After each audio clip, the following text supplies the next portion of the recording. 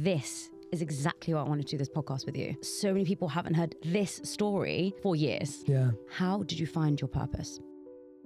When I chose to become a monk, you're wasting your education. You are letting your parents down. Are never going to get married. You're never going to get a job again. This is the worst idea ever. Now I'm coming back and everyone's going, we told you so. We knew you'd fail. Who's going to give you a job now? When I was getting rejected by 40 companies and everyone was saying no, that one yes changed my life. I think a lot of us are wishing, waiting, and wanting for someone else to say yes so we can say yes to ourselves. It is very easy to fall into a very negative mindset. How do you push yourself in that moment to think there are better days coming? Do you still have the thought of I'm not good enough? You'll always have that thought if you're doing new challenging things. Transitions are where we make mistakes or where we make the best decision. But my last question. Oh, that is a great question. No one's ever asked me that before.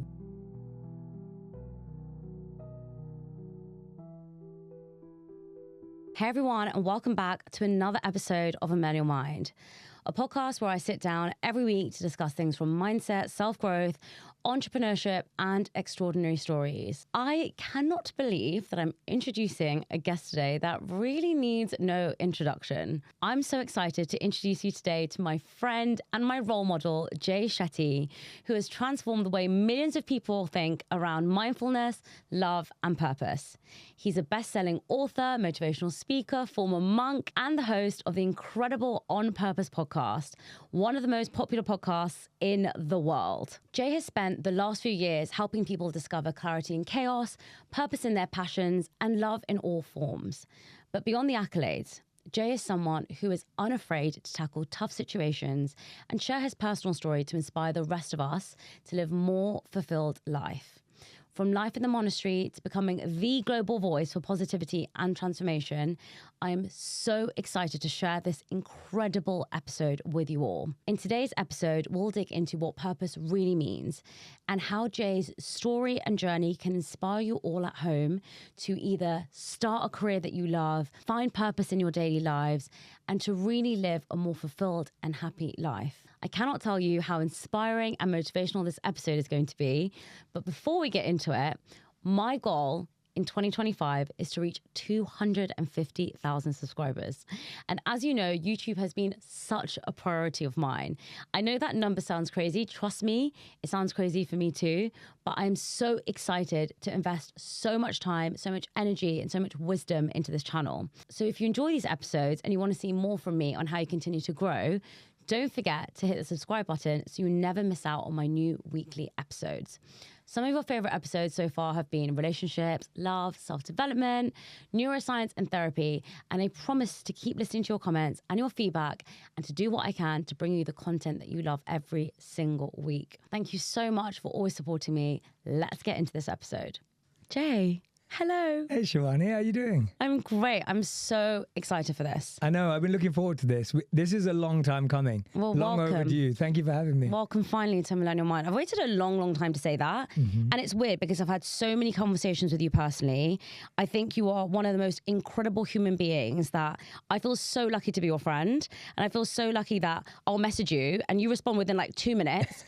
And I feel like it's just so special to have you on this podcast today. Well, no, watching your journey has been so exciting. It's been so thrilling because we met far before all of this from both of our sides. Yeah. And it's been just amazing seeing you go from strength to strength and the amount of courage you've had and the steps you've taken. And honestly, I love hanging out with you. So I'm glad that now we get to do it on your show. Yeah, and on camera so you all can see.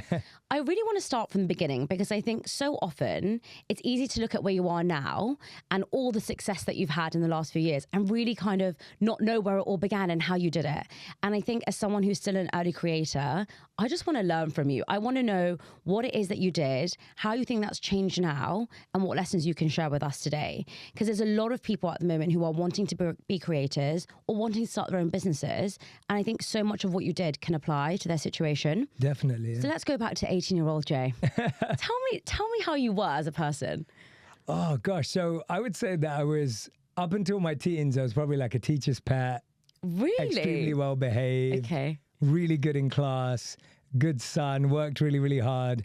And then I think I just got involved in the wrong company in my teens. Right. And I was just, I think every teenager rebels and does silly and stupid things and mixes with the wrong crowds. And I think that's natural. I think it's a part of rebellion. And I often think when parents are thinking about their kids, I'm like, wait a minute, if they're too sheltered too early on, there's going to be a period where they want to express themselves and want to expose themselves to different things. And I think that's what I was doing. At the same time, I think I was learning what I loved. I was reading a lot. I was reading a lot of autobiographies and biographies. I started reading early personal development and self-growth. And I think that's where so many of the ideas started to plant seeds that I now benefit from today. And I think at the same time, I was someone who was open to new experiences and wanting to learn from different people. But I would say I was a rebel, but with a good heart. And that's kind of how I've always been. I've always loved to like break rules, try new things, push the boundaries. But I try and stay really sincere and genuine inside. And so I'm soft on the inside, but then can be really pushy sometimes in a good way when it comes to growth and momentum. I think I'm quite similar to you. I always want to rebel, but also within the lines. I don't want to go out too far. I always want to be respectful. Yeah. And I think that sometimes it's a hard balance, isn't it? Yeah, it is a very hard balance. How did a rebel turn into a monk? That's what I want to know. Yeah, I mean, it really comes down to, and I try and simplify this for people because I think often people look at my monk journey and they think it's something mystical. Right. And I like to demystify it by saying my role models just became monks. It's as simple as that. Yeah. And so if your role model is an entrepreneur, you want to be an entrepreneur. If your role model is an athlete, you want to be an athlete. My role models just became monks at that point in my life. And you've actually interviewed one of them, Gauranga Das, who's one of my greatest teachers. I'm actually off to India to see him soon. Wow. And I go back to the ashram I stayed at in India every year. And so I'm going to see him. And then I met them all at a stage in my life where I felt, now I can only say this looking back. I didn't know this then. I think I was looking for strong male role models. And growing up, I didn't have that. And I didn't know that then. Like, if you asked me then, I would have just said, oh, I just love the monks. They're really cool. Wow. Now, when I look back, I think as a young man, I didn't have strong male role models. I didn't have a man that I could look up to and say, I want to be like you one day.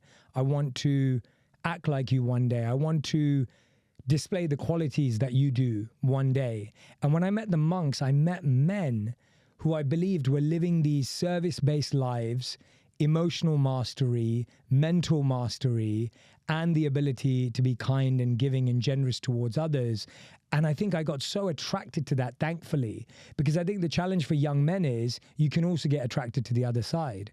And I think I was really grateful and fortunate to meet these incredible men who dedicated their lives to a higher purpose, but were also so relatable and accessible. So why did I become a monk? Simply because I met monks who blew my mind. And I think when I met Gauranga Das, I couldn't believe that someone who could have gone to IIT, which is the Indian Institute of Technology, like MIT, I couldn't believe that someone would give that up to live a life of service. I couldn't believe that someone could give up a big corporate career being raised in India to live a life of service. Why would someone do that? Either he's a genius or he's crazy. And I think I was just curious enough to find out.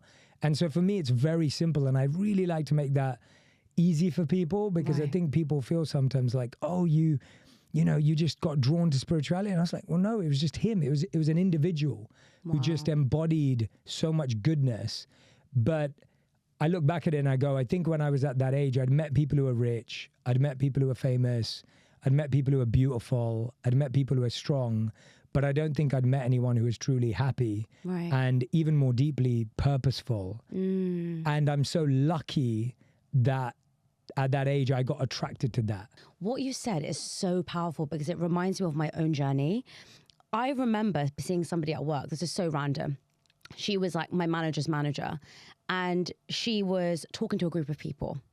And I had this glimpse of a moment where I looked at her and I said, you're somebody's mum? And I said, wow, she's someone's mum. And from that moment, I always have had in my mind, I always want my kids to say that about me. I want my kids to look at me and think, she's so inspiring. She's helping so many people. You know, she's so passionate. And I could remember, as you were speaking, that was that glimpse of moment for me. And it was the same as when I met my auntie Rashma. I had that same wave of, wow, this woman is so inspiring and I want to be like her. And I think so often people think that you have to have this, you know, figure online, but it could be someone in your close space. Yes. How do you think somebody at home could really identify if they have a strong male figure or a female figure in their life right now? How do you think they could do that if they didn't have experiences like you and I? You know, it's funny. It's because it actually comes down to what you said to me at the start of this interview, that it's not about looking at where someone is now. It's studying how they started and where they began. And what I think we don't do enough of with the people around us is study where they started. Have you ever studied where your parents started? Right. Do you know where they went to school? Do you know if they were bullied? Do you know if they struggled at college? Did they even go to college?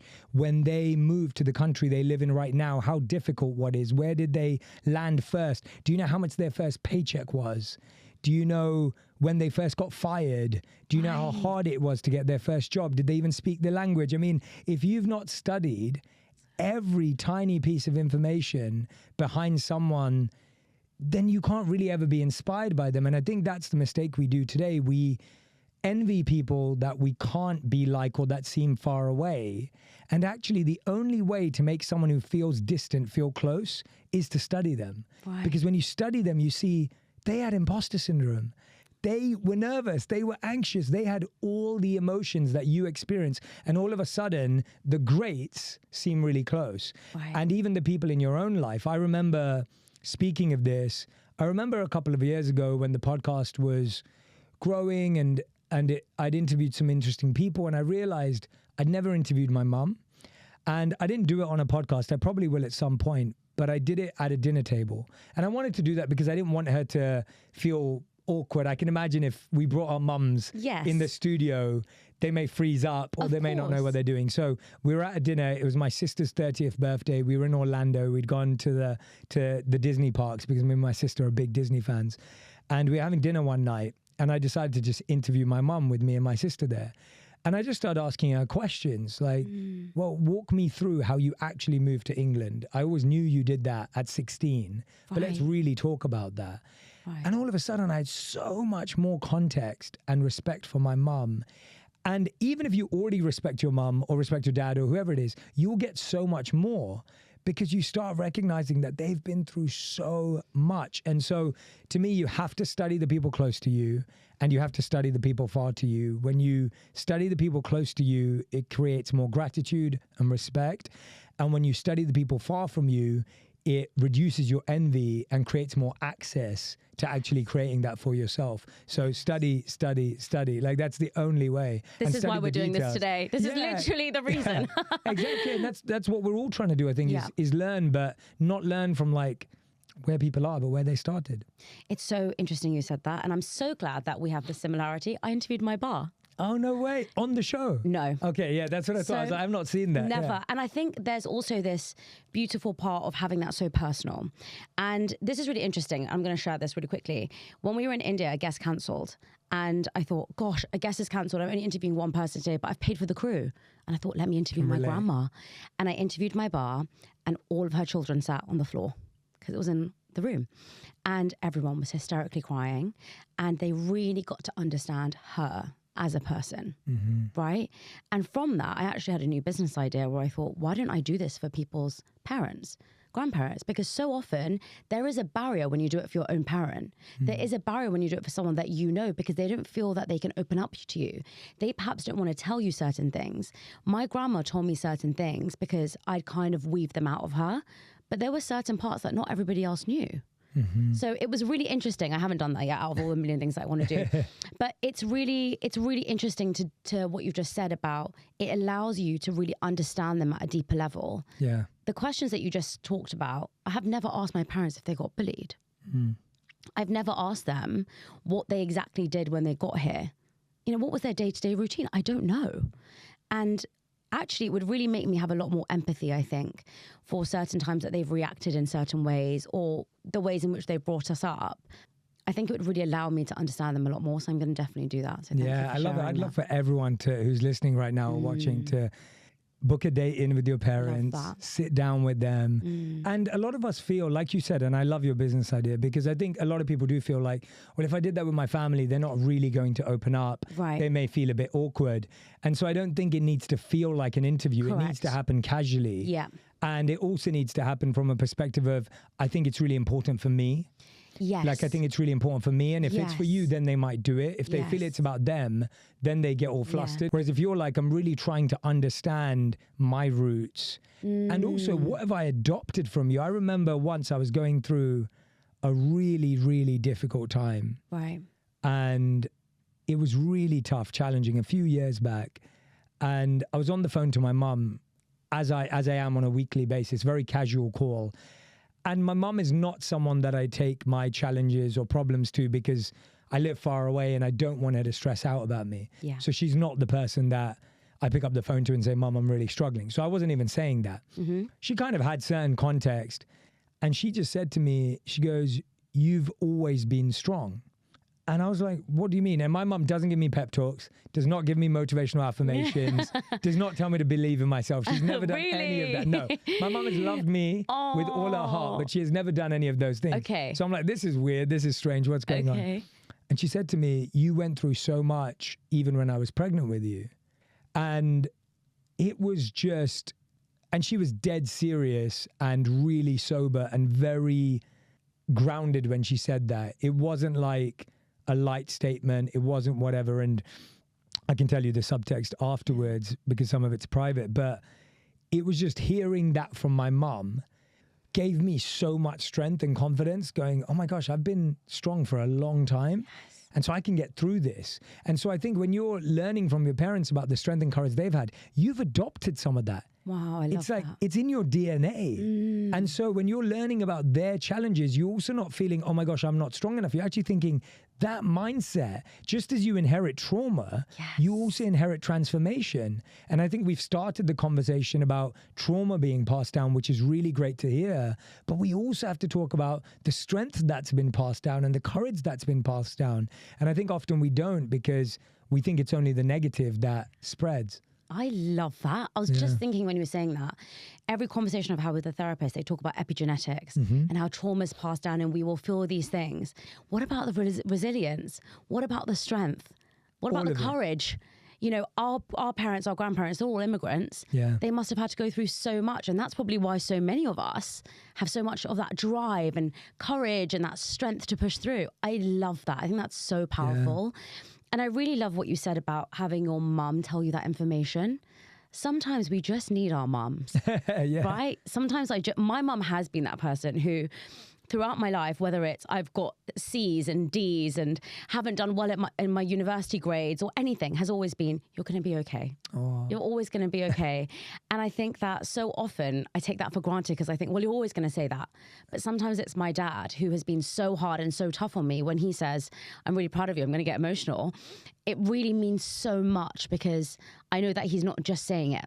Yeah. And so knowing that your mom wasn't that person for you, for her to say it, probably really meant something. For sure. And I think you just don't know what your parents are going to share with you. Right. And so give it a go. It's simple. That. It's easy. It's free. It's right there. Love it. And you don't have to buy anything or pay for anything or whatever. Right. It's right there. There's your free guru, your parents. Exactly. Someone else told me that, and I can't remember who it was, but they said your first gurus are your parents. Yes, yes. And we forget that. Yes, yeah. We really do. For some people, they're your guru in an indirect way. Your parents either teach you who to be or they teach you who not to be. And so your parents are your guru either way. And I think we often think of teachers and guides as people who teach us directly. Right. But I actually feel you can take so many notes of how someone teaches you indirectly. And I think both work because not everyone has had a positive experience with their 100%. Parents.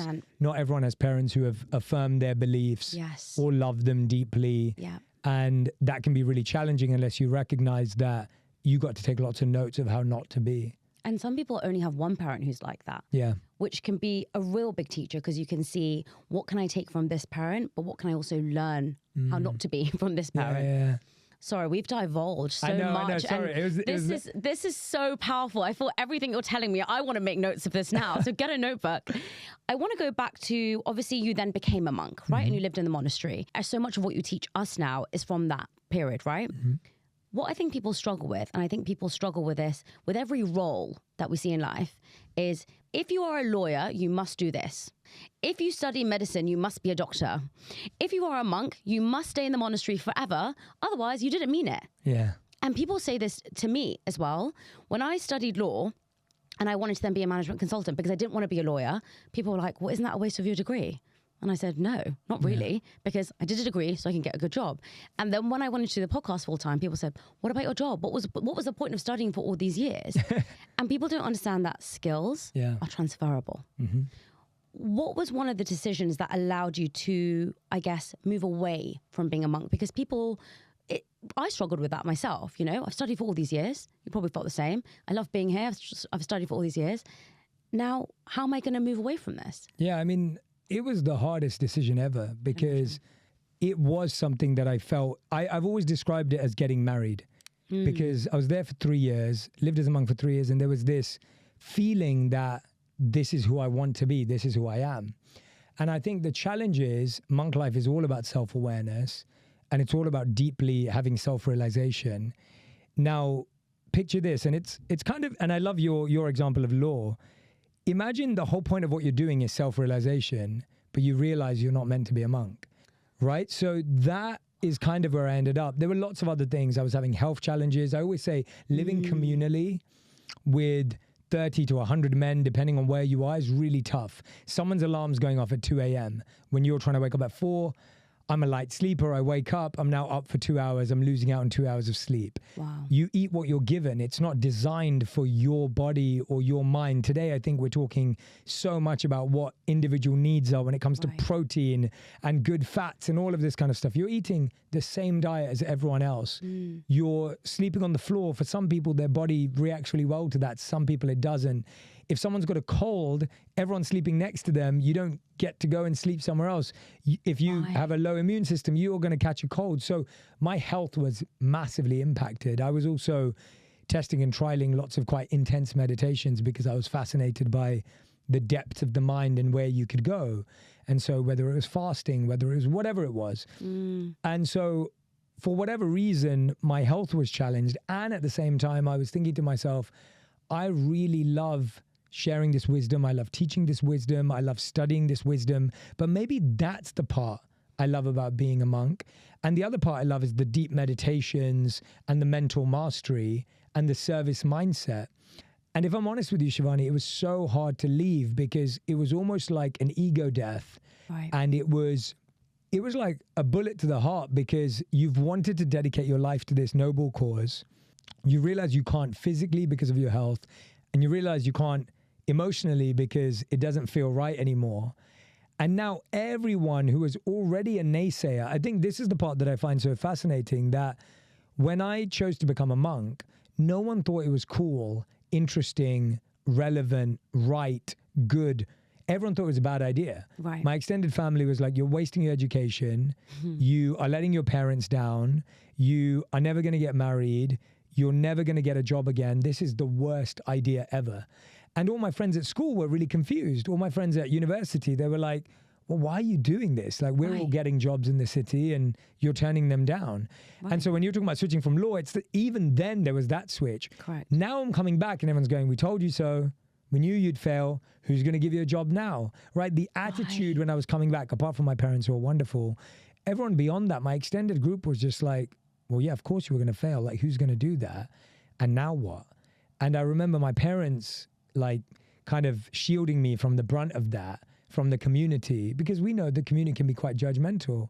And when I'm moving back into my parents' house, 25 going on 26, with my £18,000 worth of student debt, and I'm applying to 40 companies and getting rejected by every single one of them before an interview because no one wants to hire someone who's been a monk, right? It's tough.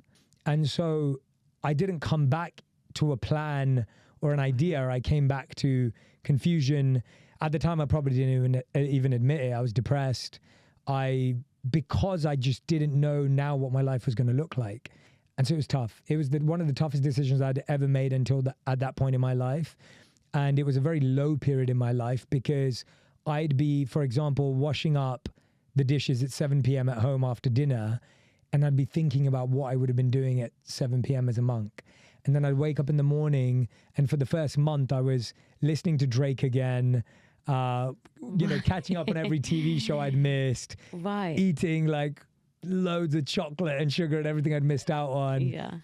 And just thinking to myself, wow, is this what it was all for then? So I worked that hard and now I'm throwing it all away.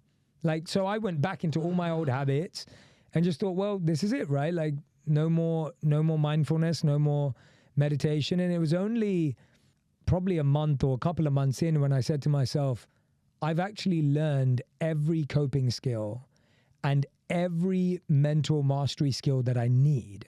And it's now my choice to either put it into practice in the real world or just think to myself, well, that was useful then. And so everything I'm teaching now is what I learned by actually putting into practice to get myself out of that slump, to get myself out of that lack of motivation, that lack of focus. I was sleeping all sorts of hours. I was watching telly all day. I was literally wasting my life away. But then I put into practice all the monk principles I'd learned, and that's what transformed my life. So what I'm teaching is not even what I learned just when I was there. I'm teaching what I learned by being in a rut in my real life and then putting it into practice. I think this is exactly why I wanted to do this podcast with you, because so many people haven't heard this story for years. Right?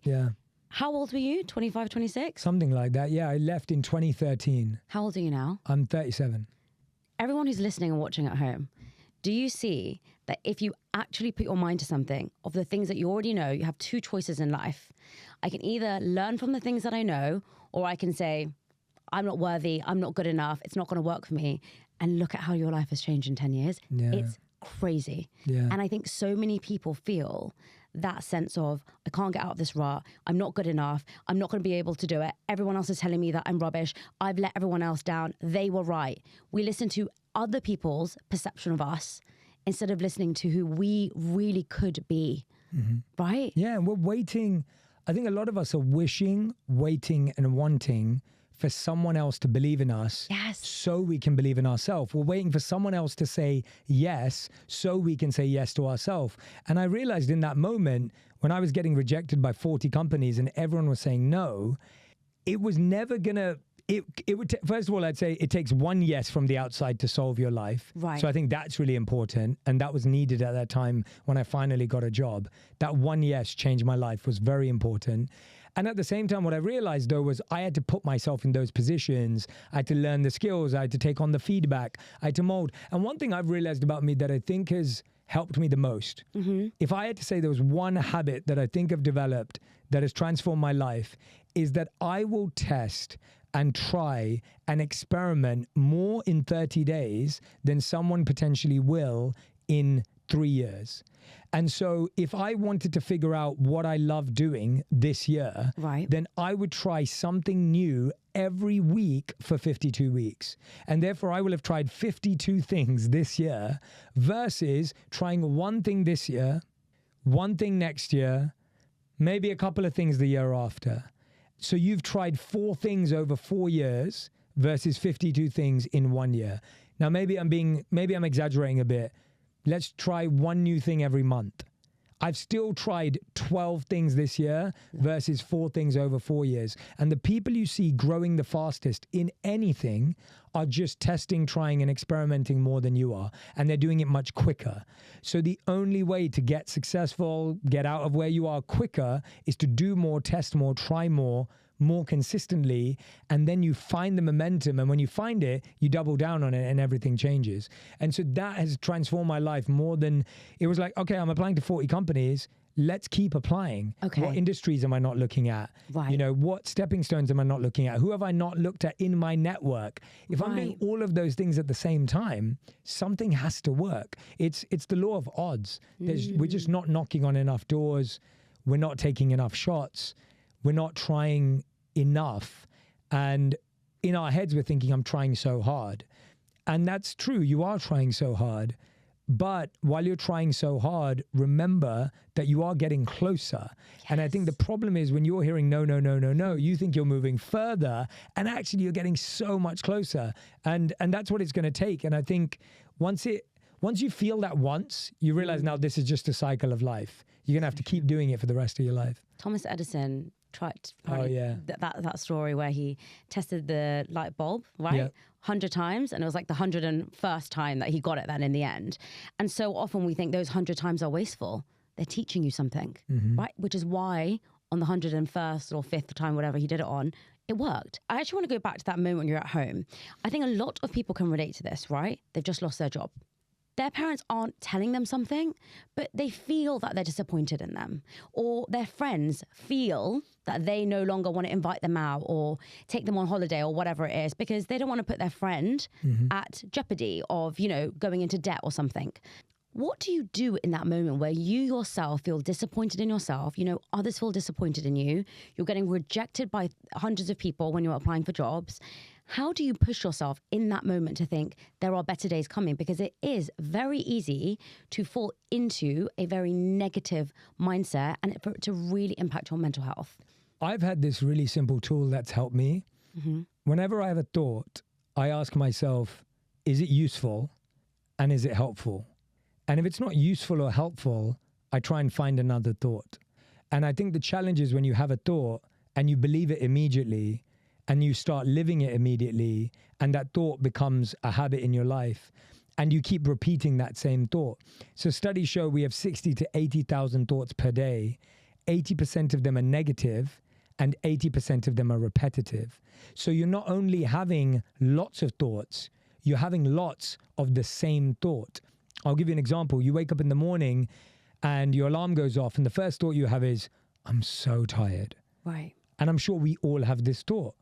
Right, that thought is it useful or helpful? Not in and of itself. And I'll give you an example. By 9 a.m., you're having your morning coffee, and you're thinking, I'm so tired. How is it only 9 a.m.?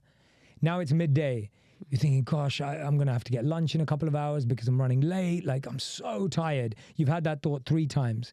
It's now 4 p.m. and you're thinking, probably going to have to work a couple of hours overtime today. Got a lot of work on. Maybe the boss is being annoying. Maybe, something at home's going on. Finally, you get home, you have some dinner, and you're thinking, I'm so tired. And somehow at 10:37 p.m., you click next episode on Netflix and you stay up again, right? So what's happened is you've had this thought, I'm so tired, throughout your whole day.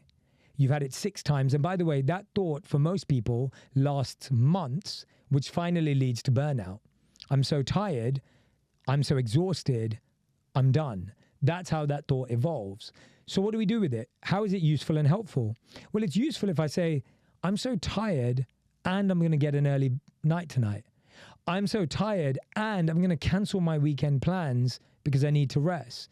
I'm so tired and so for me, it's that and that transforms everything. What is the action you're taking after accepting the thought? So here's what positive thinking does. I'm so tired becomes I'm energized, right? Which is a lie. Right. It doesn't work. You can't lie to yourself. Like if you're tired in the morning because you slept 4 hours last night because you binged watched your favorite show, you can't just say, I'm energized. I'm full of energy. And that's not going to work. That affirmation is not going to change anything. But if you say, I'm tired, you're accepting how you feel. It's real. I'm not saying it's fake. And what's the action I'm going to take? I'm going to sleep early. I'm going to cancel weekend plans. I'm going to prioritize rest. I'm going to recover, whatever it is for you, right? So for me, when I heard that thought, I did feel sorry for myself for probably a month, maybe even a couple. I did feel like that was it and nothing was going to happen for a couple of months, 100%. And I probably did lose faith in the fact that there were better days ahead. But what I realized very quickly was that thought in and of itself was not useful or helpful. If I repeated that thought for the rest of my life, I was going to stay in the same place for the rest of my life. And that's what thoughts do. They become prisons that trap us where we are. So then you have to ask yourself, is this where I want to live for the rest of my life? Well, if this physically isn't where I want to live for the rest of my life, then I have to change where I live mentally. because currently where I mentally live is the prison that this is all I deserve. And therefore that is physically manifesting as this is all I deserve.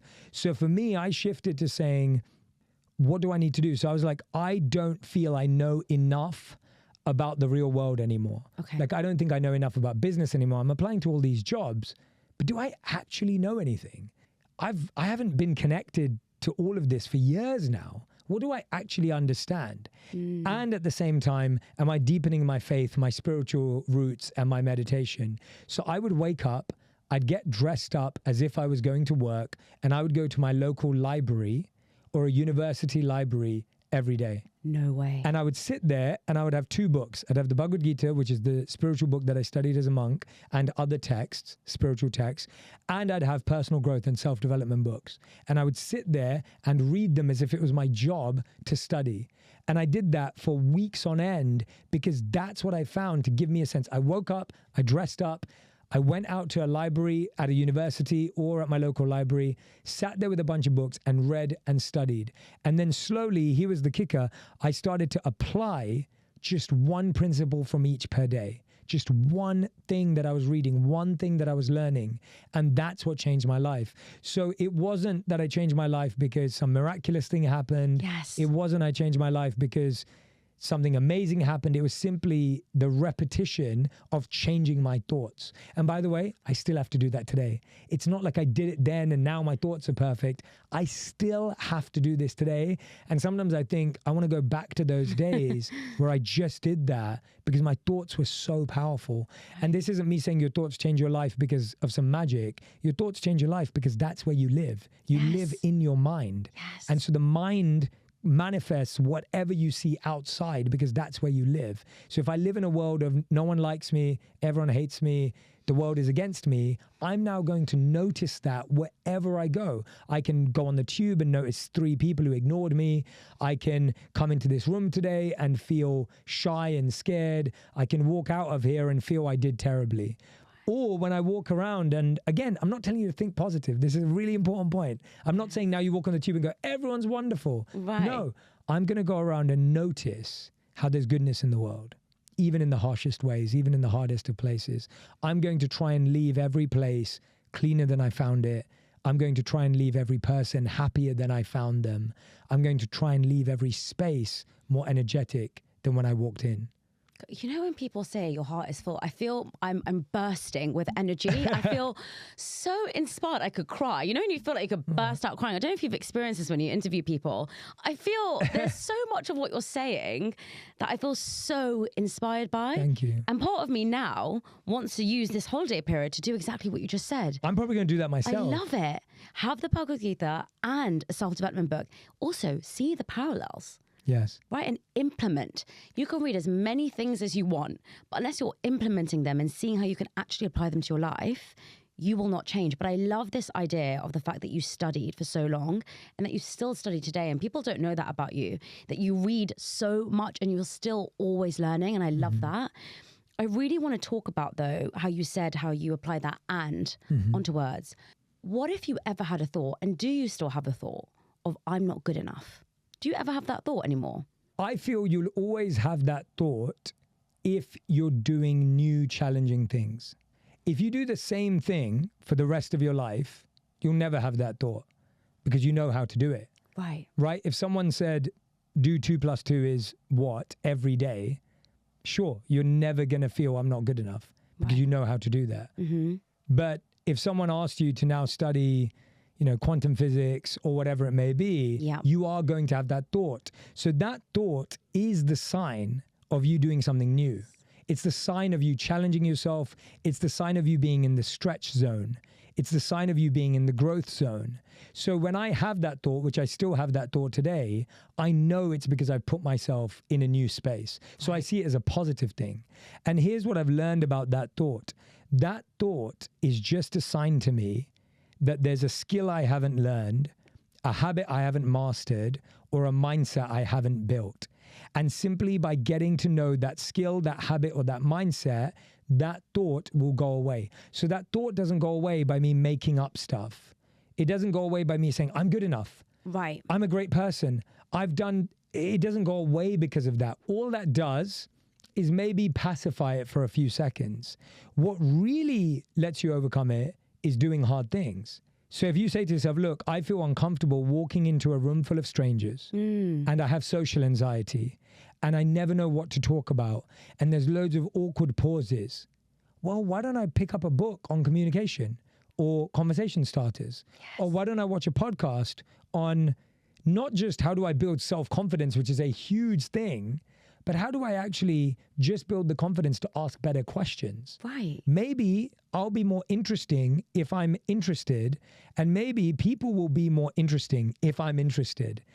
And maybe that's the key. Maybe I don't have to just talk about myself. Maybe I have to learn to ask great questions. Becoming a better podcaster helped me with socially anxious places because I felt I was more curious. Right. And I think often we're so scared of talking about ourselves, but we're not curious. So that's a skill you can learn. Let's say someone's saying to themselves, oh, I really want to, start this business, but I don't know where to start. Or maybe I started it, it's not falling apart.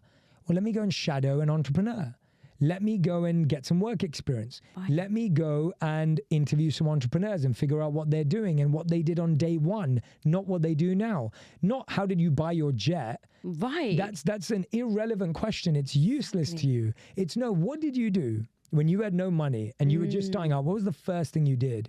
And so I really look at any thought about me not being good enough as a sign that there's a skill I haven't learned, a habit I haven't mastered, or a mindset I haven't built. And then my job is to figure out what the skill, habit, or mindset is. So now I'm not trying to take care of that thought or deal with that thought. I'm trying to figure out, and that's the and. I'm not good enough, and what's the skill I need to learn? I'm not good enough, and which habit have I not mastered? And now all of a sudden, the attention moves away from me and my inadequacy to learning something new. And I just think we undervalue how much access there is to what's out there. But this good enough thing is not a bad thing. Yes. It's great to feel not good enough. It means you have a chance of getting great at something and you can build something. But I think we get in our head about the good enough thing because it just feels like it's an immovable reality. It feels like an immovable mountain. And it is an immovable mountain. And so what you're doing is you're not trying to move the mountain. You're trying to get the skills to climb it. Yes. Right? That's what you're trying to do. So we're trying to move this mountain of a thought. And you can't. You have to summit the peak. And then the mountain doesn't feel as bad anymore. So powerful. I love that. So Jay, what did you do on day one? Every question you're saying that I should ask, I'm just throwing back at you. I really, really love that you said that and the reason why I wanted to actually ask you about day one, when we were talking about you as an 18-year-old, is to really share that you had the same experiences. Mm-hmm. I think it's so easy to think that you became a monk, you learned everything you needed to do, and then this is how you got everything. Yeah. But you actually went through so many of those challenges. But now I want to start with day one. Day one of your creator journey. When would you say that was? So it's really interesting. I'd say day one of my creator journey was probably around 19 when I started spending time with the monks and I started teaching at college what I was learning from the monks. Right. So I don't count my creator journey as starting when I started making content. Right. But that is a different date. So we can talk about that too. I think everyone's creator journey starts the day they were deeply creative in the field that they are in. And therefore, when my first video went viral when I was like 28, I already had 10 years of offline content creation. So when I say offline content, I was creating PowerPoints, I was giving presentations, I was leading workshops, I was doing interactive seminars. I was doing what I do today. I was doing this for 5 to 10 people, 50 if I was lucky, for 10 years before I ever made a video. And some of my earliest videos and earliest content were videos that were based on scripts that I'd actually delivered in public. So if I was giving a seminar or an interactive workshop or an experience, that's what I was delivering. I'd also like to add that you could go back another nearly 10 years because my parents forced me to go to public speaking school when I was 11 years old. And I was so shy as a kid. I was so not confident. My parents were so worried that I was going to be this quiet, awkward kid that they forced me to go to public speaking school at the London Academy of Music, Drama and Arts, because they did sessions at my school. Yeah. And I was forced to go there. And so you could add that to a whole skill set. I did every exam from 11 to 18 in public speaking. And so I had this great set of tools. I didn't know what I was going to use them for, but I had this great set of tools. The reason why I'm saying all of this is I think when we think about creator journeys, we think about the day someone posts a video. And someone I often think about, and I had the fortune of interviewing her as well, is Charli D'Amelio. And Charli obviously had this incredible skyrocketing fame during the pandemic. And the truth is she's been dancing since she was a little girl. Now, whatever you think of TikTok dances, she's actually a phenomenal dancer. And if you've seen her on an actual dancing show or actually dancing, she's brilliant. She's exceptionally talented. And TikTok probably doesn't even do her dancing skills justice. But the point is, she's been dancing since she was like 3 or 4 years old. And so when you see her become famous at 18 or 16 or whatever it was during the pandemic, you're looking at like 12 years of mastery. Yes. And the reason I keep saying that is just because if you just decided today that you're going to start dancing, or you're going to start speaking, or you're going to start poetry, or you're going to start whatever, it may take 2, 5, 10 years for you to see some success. And the person you're seeing as successful now, they just started a long time ago, but it was invisible because we didn't have YouTube back then. So you didn't know that. So what I did on my first day, those were my first days before, but what I did on my first day, if we're going from the more obvious route of what to do. So my friend Raj messaged me. This was 2015, end of the year, probably around this time, Christmas holidays. And he messaged me, so that's what, 9 years ago now. And he said to me, I think you should make videos. He was like, I think you should be putting stuff out there. Right. And because he'd seen me present a bunch of times to universities, to students, and he was like, I think you need to put stuff out there. And I was like, I don't know, like, I'm not sure. Like, I was a bit nervous. And he was like, look, let's just get out there and do it. And I was like, yeah, you know what? Let's just get out there and do it. Okay. I wrote down some scripts on like scrap pieces of paper. And I've always loved freestyling and kind of spoken word and thinking out loud. Yeah. And so we went out there and it was really early morning. I think we're both always trying to figure out whether it was 31st of December or 1st of Jan. I have no idea. It was one of those days. Okay. It was really quiet. We went out really early in the morning and without a permit, we got to film everywhere. So we got to film on this beautiful tower that overlooks St. Paul's Cathedral. We got to shoot on this place near the river that has London Bridge in the background. And you'll see this in all my early videos. And honestly, I was freestyling. I was reading off some pieces of paper that I had, and we shot 4 videos. And that's all we did. So my friend is a wedding and corporate videographer, and he was just helping me out. So he had a camera, and we had a boom mic that we didn't have a stand for because it was just me and him. So we put it into a backpack, a rucksack, so that it would just hold it up with the zip on either side of it. Love it. Everyone kept laughing and saying maybe I had a wind machine. No, it was just really windy. So my hair's flying around. There's no wind machine. And that's just me and him. And that's all it is. So we have a mic and we have a guy with a camera. My friend was really sweet. He did that for me for free. Raj didn't charge me for those videos. Right. I didn't have any money really to pay him at the time. Probably had a little bit, but he was very kind to do it for free. And then I taught myself how to edit. Right. So I would sit at home and I would edit, and it would probably take me 5 hours, 5 days a week to make one 5-minute video, which are terrible editing odds. If an editor ever charges you 25 hours for a 5-minute video, don't pay them. Yeah. But that's what it was. I didn't know anything about sound editing. I didn't know where to get clips from. I didn't know what B-roll was. Like, I didn't know what any of this stuff was. Subtitles. I didn't know how to do color grading. all of this stuff that you don't know. Like, no one teaches you this. And so I was teaching myself all of this stuff. And I put my first video out. It was like 3rd Jan in 2016 or something like that. And I didn't know what to expect. I was just really proud of what I'd created. I loved the music.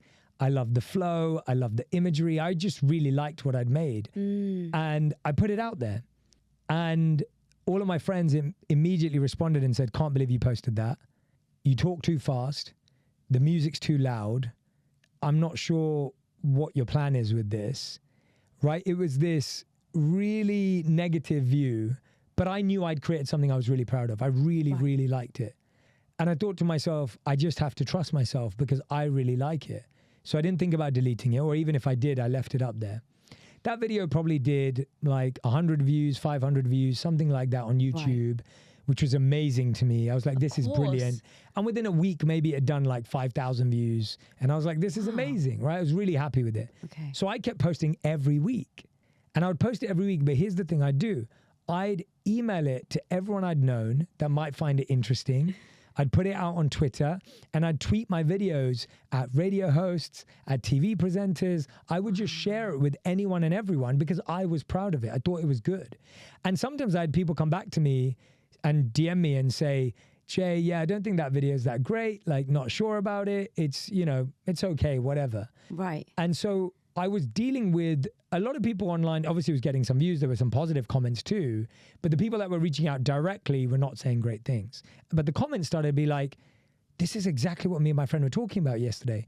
Thank you so much for validating my feelings. Oh my gosh, I really appreciate this. This is great content. And so everyone I didn't know had really nice things to say. And people I knew or could get into contact with were not necessarily saying the best things. And I was really fueled by that comment of, this is exactly what me and my friend were talking about yesterday. We didn't know someone else felt the same way. And I thought that's what I wanted to do. I knew people had deeper thoughts. Right. I believed that humans had conscious ideas. I really believed that people wanted good content. And I knew there was people who really cared about it. And we just had to prove that. And so I just kept going. And so that's what I did on day one. What I did on day one was write down a few scripts. But you have to remember, there's 10 years of script writing before that. Correct. There's 10 years of content building before that. There's 10 years of sharing things with an audience, getting feedback, answering questions, knowing lots of different stuff. There's a decade of practice with people. And then there's a decade before that of training in the art of public speaking. So you've got 20 years before I ever make a video. Or thereabouts, like probably I'm rounding it up a little, but something around there. I think that's a really key thing to note, because I'm sure there's people who are watching and listening to this, and people say the same thing to me. You started a podcast in lockdown and there weren't that many podcasts there, so you just got lucky. Oh, wow. Yeah, I can imagine that. Yeah. And I'm sure people who are listening and watching this are thinking, well, that was 10 years ago. There was nowhere near as many creators as there are now. True. There were barely any people talking about self-development. And so I could never do that now. Yeah. Even if I did have 10, 20 years of experience. What would you say to that? I would say that, I think it's the words of Henry Ford. If you believe you can or you can't, you're right. Right? Whichever you believe, you're right. And so if you believe that it's too saturated, there's too many people, it's not possible, that's true. By the way, those are all facts that it's more saturated. Yeah. I'm not arguing with the facts. And by the way, I'd say when I launched my podcast, I was told it was too saturated. So I launched On Purpose 5 years ago. Yep. And 5 years ago, I had people telling me the same thing. By the way, it only gets more saturated as time goes on. So any industry you look at. Yeah. And I think what you have to remind yourself is Google was not the first search engine. Google was like the 21st search engine. What that allows you is time to learn. Yes. You actually have hindsight. You actually have the greatest skill available. You have the greatest asset available. You have access to data, to insight, to what other people have done well, to what they've done badly, to what went right, to what went wrong, what people's tipping points were. You have all of that. If I think about it, people think when I started creating in 2016, if you call that early, I think about my good friend Lily Singh, who started in like 2010. I would consider her to be the first wave of creators. So it was like Lily Singh, Tyler Oakley. Yeah. What was his name? I forgot now. It was like Fuzi. There was Ryan Higa, if you remember him. I don't. So these were like I consider them to be the most OG creators. Okay. And they started 6 years before me. Right. That was the hardest time because they were building something that had never been done before. Right. You could argue it was the easiest. I'd say it was the hardest because they had no one to look at, nothing to look at. And now I agree with people. It is saturated. There is a lot going on. But here's the thing. It's going to work if you work at developing a unique skill set and a high value skill and ability and product that is really true to you. Right. And I think that's what's needed more and more and more. Are you solving a problem where you've been through the pain? Right. If you've been through the pain, there is no one better than you to solve the problem as long as you're willing to invest in the skill that helps you do that.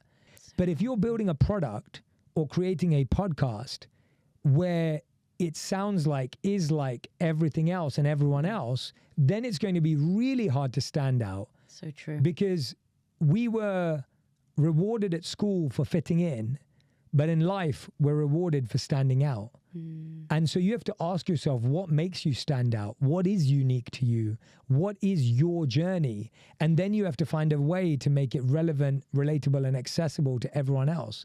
And so what I would say is things are only going to get more saturated. Yep. Things are only going to get more busy.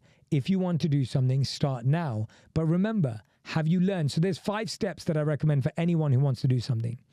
Learn, experiment, perform, struggle, thrive. Every single person, you included, and we can actually map your journey to this, everyone in the world who has succeeded goes through these 5 phases. We often miss the first 2 because we just want to get to it. So learn. Have I actually studied podcasting? When I say studied, I'm not saying studied because it's an ancient industry. Right. I mean, are you looking at the data of the last 12 months? Are you looking at the shows that are winning? Are you analyzing what's working? Are you looking at everything from what's a great audio experience to an average audio experience? Do you know what microphones people are using? Yep. Have you asked podcasters what moved the needle and what didn't? Because chances are you're focused on things like your logo that maybe doesn't move the needle on day one, and you're not worried about the quality of your conversation. Maybe you're focused on your room and the camera you have, and you're not focused on the marketing side of it. So have you actually talked to people of what moved the needle for them? So learn. The second is experiment. You're going to try out different backdrops. You're going to try out different microphones. You're going to try out different guests. Yeah. You're going to try out different things. You're going to experiment. Finally, when you've done that, you get into a perform phase. Performing means you found your groove, you hit a little bit of traction, and you know you're heading in the right direction. 4th is struggle. Struggle kind of comes at every phase. Yep. And then 5th is thrive. So even when I look at your journey, I remember when you started Millennial Mind, look at how much it's evolved in how you film, the setup, the lighting, everything has evolved. That's exactly what we need to do. It's not like your day one was your best product. No, the worst. It was, yeah, same. If your day one was your best product, you have not grown. Right. If you launched your best product on day one, then you actually haven't built something. And so a lot of people are so their best ultimate product on day one that they never launch. So true. And so we will wait forever and ever and ever, but still focus on learn, experiment, perform, struggle, thrive. I imagine you spend 1 year on each of those. Yes. And so you spend 1 year learning. Yep. And then you're like, oh crap, I'm going to try this again. Right. 1 year experimenting. Right. 1 year performing. And then you're finally thriving. Yeah. And then you go through that cycle again and again and again. That cycle never stops. It's interesting you say about the learning phase, because I feel that every month I feel I need to learn so much more. Yes. And I feel, especially now where we're seeing people grow so quickly online, you always feel you're left behind. Yes. There was something that you mentioned in the previous part where you said the people that were closest to you, they were the ones that weren't saying the best of comments. And I think, if I'm honest, it's not that people will say you're rubbish, you're crap, I hated that. It's they will say things in a certain way. They will say it with a negative connotation. Yes. There will be some sense of the closest people to me aren't the ones that are the most supportive. And the most random people, the people who I meet in the street, the people who I bump into will say, you have the best podcast, you have the best energy. And then I meet my mate and they're saying, yeah, okay, great, don't really care. How did you cope with that? Because I think there's a lot of people at home, whether they have a business or they just have bought a new house or they've started a new job, and their friends aren't supportive, but their random peers or the people who they don't know very well are much more encouraging. What do they do in that situation to not allow the outer noise consume them? Yeah. I think you have to be able to know the difference between feedback and failure. And I think a lot of people see negative comments from others as failure rather than feedback. So I looked at the feedback and I thought, could I speak slower? And I thought, well, no one in the comments is saying they don't understand what I'm saying, right? There's no one saying, Jay, I don't know what you said there or what word you said there. Right. So I was confident that I was speaking at a good pace. I remember someone saying, well, you fumble some of the words. And I realized I really liked that because I was so in flow at that point that even if a word kind of fumbled or went wrong, I left it there because that was natural and authentic. I didn't need to edit it. So again, I was sure of it. I remember someone saying the music's too loud, and I was like, They're probably right. I could probably edit the music because it is too loud, but I'm not a great sound editor. So I'll cut myself some slack and I'll just learn sound editing. Okay. And so next time I'll send it to a friend who's good at sound editing and say, what are the levels? Like what level should work for my voice and the sound? So when you start analyzing it, if you actually pay it some serious attention, you actually get the ability to extract amazing information or know that you left it properly. I think the mistake we make is we look at statements as ideas and concepts. And now, even if our friend didn't exactly say those words, we kind of take it that they have a negative view towards us. Yes. So I much prefer actually asking people, what did you mean by that? And then if they go, oh, no, I haven't really thought about it, then you go, okay, great. They haven't thought about it, so it can't be that deep. Whereas if they were to say, yeah, you know what, Jay, you did speak too fast. This did feel a bit this. And then now I get to check with myself. And I think here's the thing. If you've not checked with yourself in the process of creation, you won't know why you did that. Right. I'll give an example, Shivani. If you did something that you loved, even if it had a bad result, you were still proud of it. So true. Because you loved it. You knew why you said it. You know why you did it. If I said something and people didn't agree with it, and I had loads of comments saying, Jay, I don't agree with you, I wouldn't be upset because I know I believed in what I said. But if it's the other way around, where I didn't believe in something I said and I just said it because I hoped people would like it, now when people criticize it, it affects me much more. And this is why the process of creation is so important. You have to put something out that you're proud of. You have to put something out that you think is beautiful and is creative. Because when you do that, even if someone has negative comments, you'll be able to handle them. And if they have feedback, they'll actually improve what you're doing.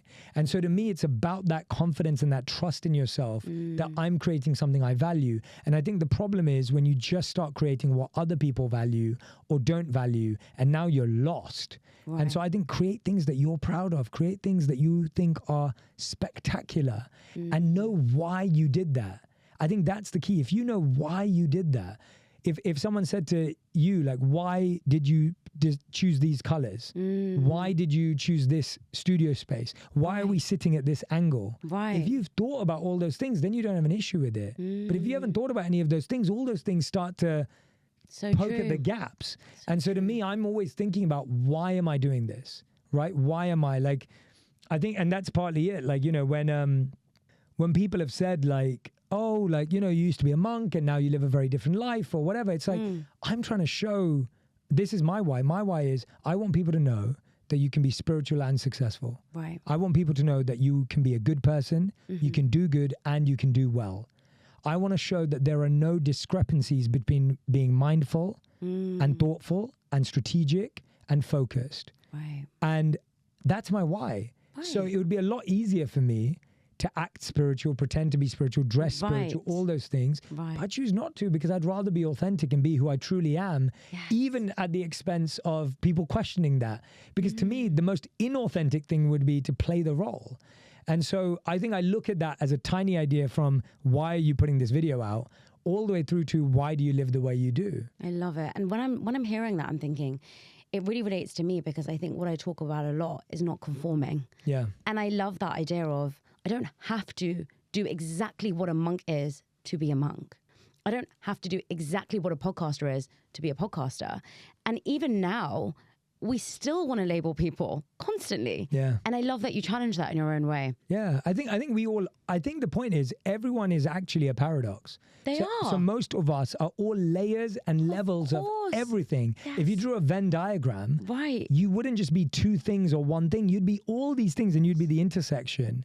And I think what happens is we want to simplify who people are because it's easier for the mind, and that's what the mind does. It's why we label people politically, religiously, emotionally, mentally. We do it. And by the way, it can be useful. Of course. It's a useful metric for stats. It's useful to make sense of hiring. It's a great tool.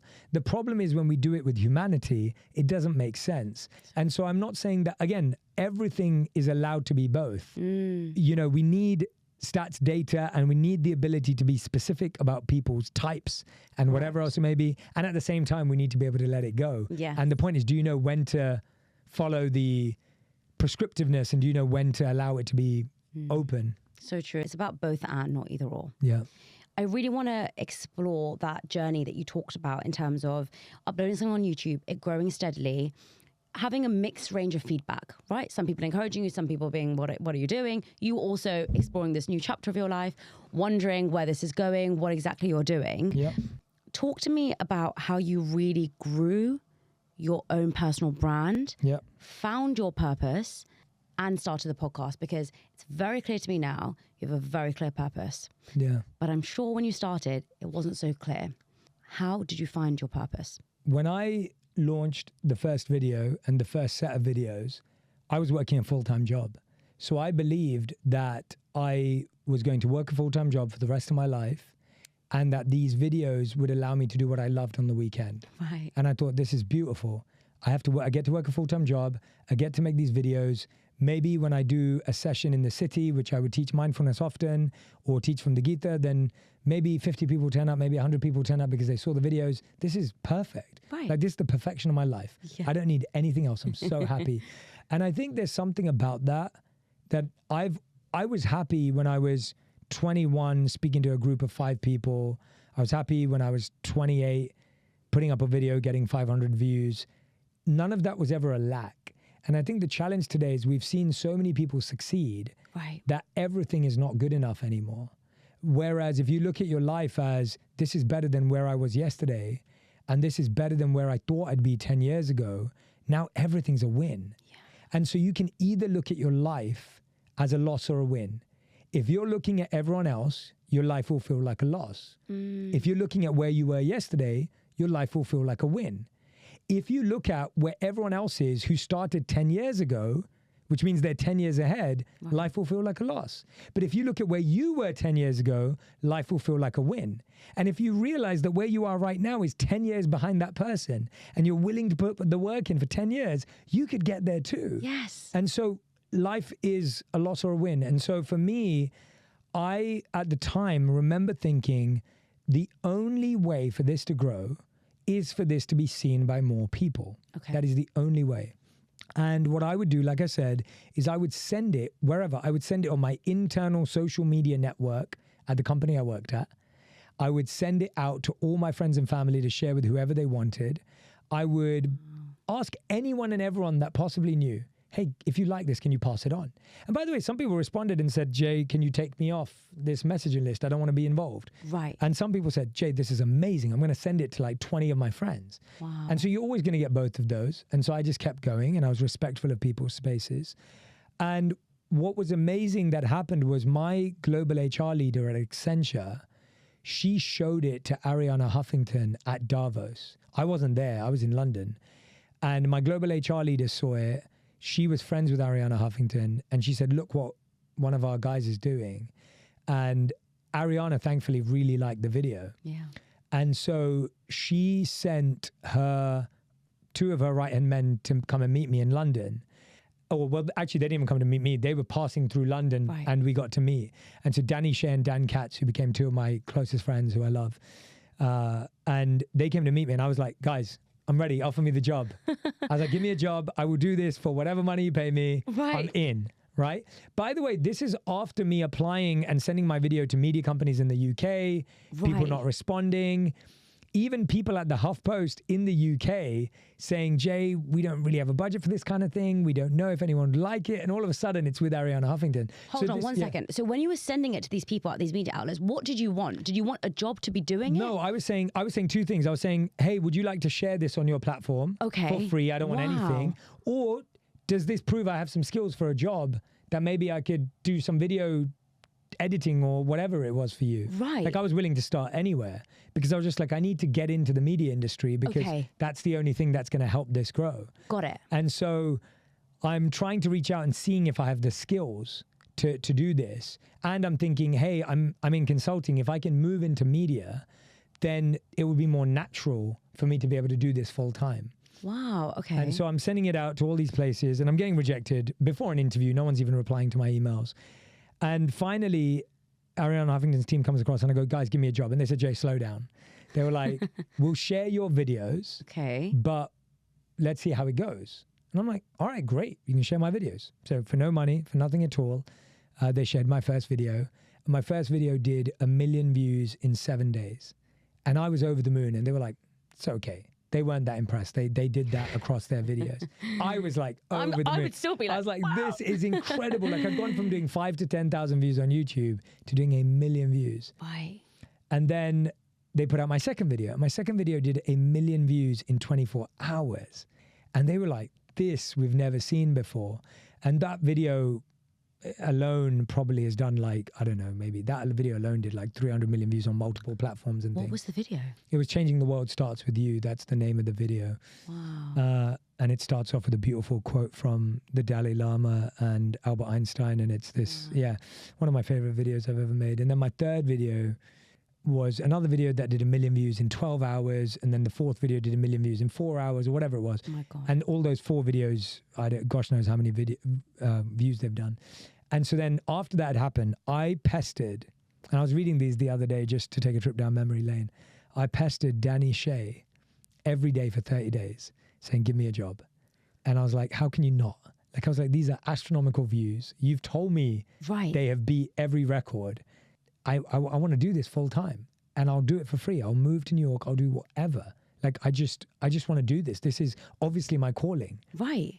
And it's obviously having a impact for your world and work.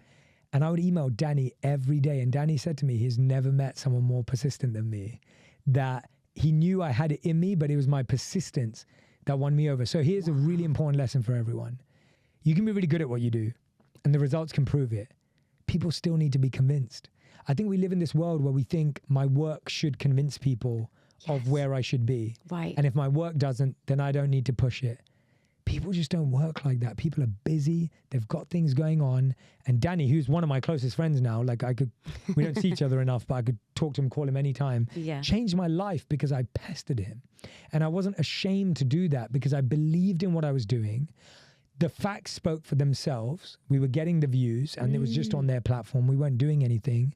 And on top of all of that, it still required that nudge.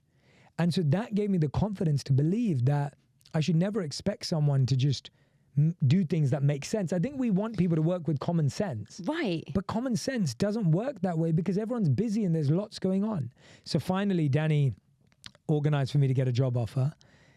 This was 2016. I moved to New York in 2016. I got married that year as well. Oh my God. And I got married that year. I changed my job. I moved country. We rented an apartment in New York. And it was massive shock to my wife, Radhi, because she wasn't expecting that. Massive shock to me because I wasn't expecting that. But I couldn't believe what was happening. And so I would say I found my purpose, again, going back a long time ago. I found my purpose when I was the kid who loved making PowerPoints about ancient wisdom and presenting them to 5 people who showed up. I found my purpose then.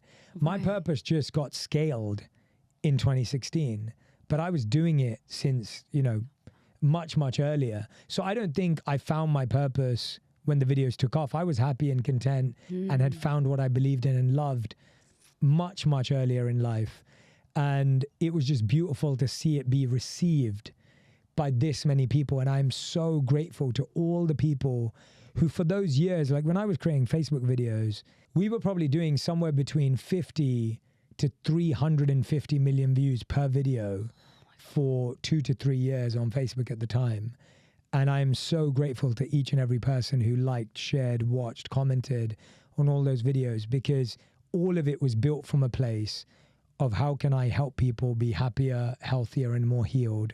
How can we help the world with these transitions? I would always do videos called Before You Get Married, Watch This. Right. Or Before You Feel Pressure, Watch This. Right. Or Before You Move In, Watch This. And the reason I did that is because I realized that transitions are where we make mistakes or where we make the best decisions. Your whole life is just a series of transitions. And if you master the transitions, you have an amazing life. If you fail at the transition, that's where everything goes wrong. If you think about the right things when you move in with someone, you're gonna have the best time. If you don't, you're gonna have the worst time. If you think about the right things before getting married, you'll have the best marriage. If you think about the wrong things, you won't. So all my videos were very intentional with wanting people to have the skills and tools that no one teaches you. Not when you are married, not when you are divorced, but when you're going through the transition. So the purpose of my life was helping people master their transitions. And I really believe that if you help people master their transitions, their life would transform. So it all came from a desire to help people.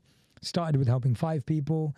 We're grateful today to have whatever, like over 60 million, people who follow us over social media, having had over, we do something like, I don't know, it's like, then last night we do something like 5 billion views a year across platforms. Wow. Like, it's insane. It's amazing. And I never expected that. I was happy speaking to 5 people. And I think that's what I'd like people to know, that it's your purpose when you're happy doing it for one person. Yes. If you're happy doing it for one person, it's your purpose. Right. And if you're not happy, then it won't be your purpose when you do it for 1 million people or 1 billion people.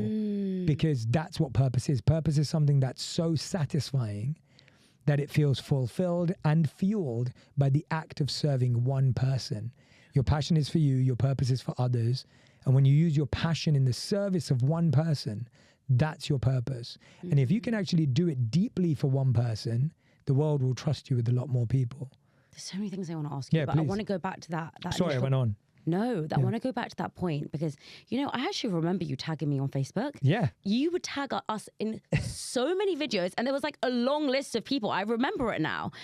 How did you not feel embarrassed? Because I'll give you an example. I have my workshop coming up, right? I feel so embarrassed to ask someone, do you mind sharing this on your story? Why? I feel so embarrassed. I don't want them to think I'm being a beg. I don't want them to feel that I'm a failure, that I haven't sold out on my tickets. I don't want them to feel that I have to ask. It makes me feel I'm not good enough by asking. Yes. And I don't know why. Yes. And that's fair. I think... That was really vulnerable. I feel I a really bit like, oh God, why did I share that? It's real. It's so real. Thank you for being so vulnerable. I think the first thing I'd say is you are asking people you believe have a positive sentiment towards you. Right. And if someone says they don't want to be involved, you would not ask them to. And so I think it's okay if you're okay with rejection. And now people go, well, Jay, I'm definitely not okay with rejection. Right. That's what I don't want. That's why I'm not asking anyone. So I look at it this way.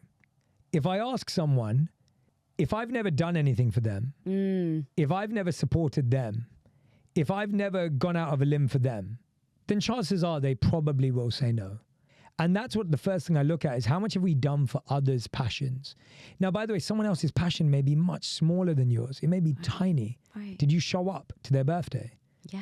Had you done anything for them? So with people that you've done a lot for, and not that you did it as a transaction, but people you are naturally invested in, when you ask them for something, they don't even think about it because there's already a relationship there.